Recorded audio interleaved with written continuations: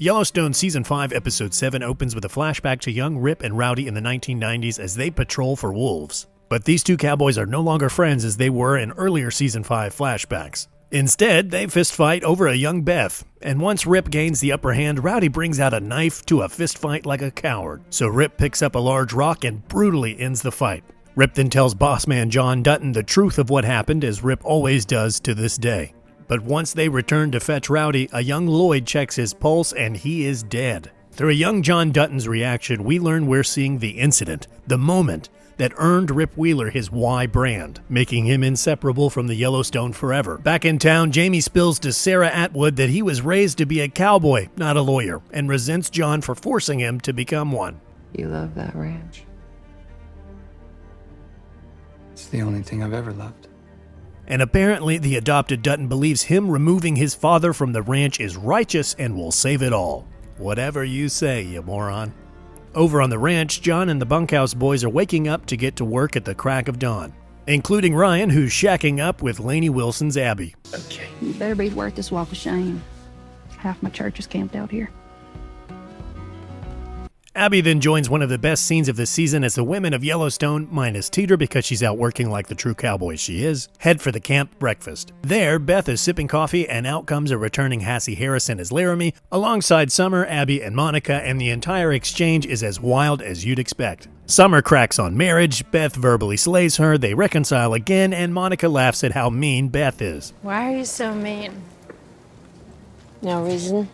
Through this exchange, Beth feels compelled to tell Monica her biggest secret, and it's the abortion she had Jamie take her to when they were teens. Now Monica is the only other person who knows besides Beth and Jamie. We then switch gears to the reality mirroring news that the US president is planning to run not one but two pipelines directly through the Broken Rock Reservation. Oddly, we never see the president's face in Yellowstone this season, but Rainwater and Mo do meet with Senator Linnell Perry, who allies with them against the pipelines.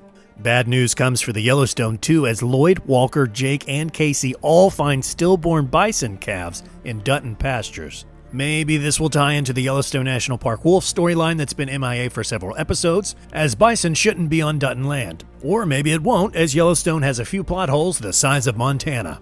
Regardless, John knows what has caused those stillborn bison calves immediately, and it's brucellosis. This is an awful, highly infectious bacterial disease that spreads through bovines, see bison and cattle, like wildfire. Once a herd in Montana gets it, the state kills the entire herd to prevent further spread.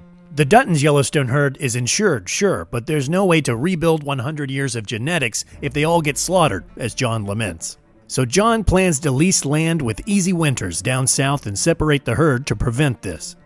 Yet this will cost at least $1.4 million a month. Something that Beth cannot stomach. John's stubbornness to keep the old ways of ranching alive will tank their ranch forever, like it has thousands of others. So Beth starts asking the right questions and learns their cattle will only be worth $1.50 a pound if they sell them.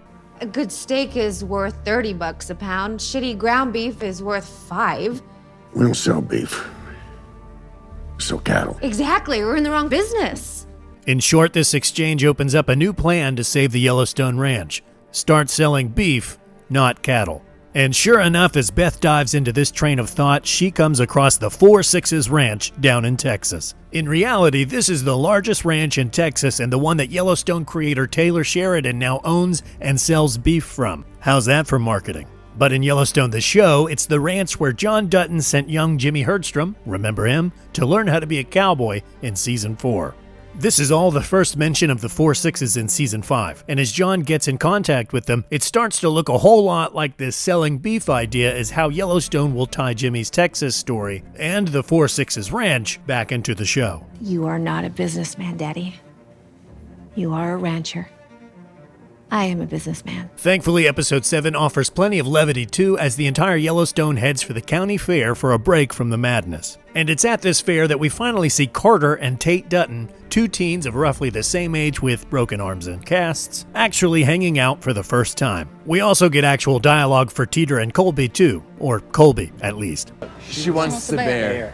Got it. But trouble is still brewing back in town.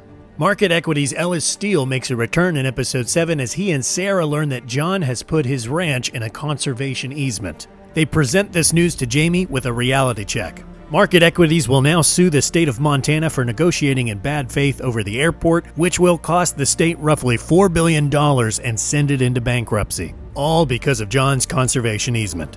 And therein lies Sarah Atwood's next move. Sounds like an impeachable offense to me. Later in Jamie's apartment, he, Montana's Attorney General, is rehearsing a speech that outlines all the ways in which John Dutton is impeachable as governor. Jamie reads it for Sarah like a child desperate for approval, and she plays him like a fiddle. Jamie's actually going to go through with this too, which will surely put the final nail in his Dutton coffin.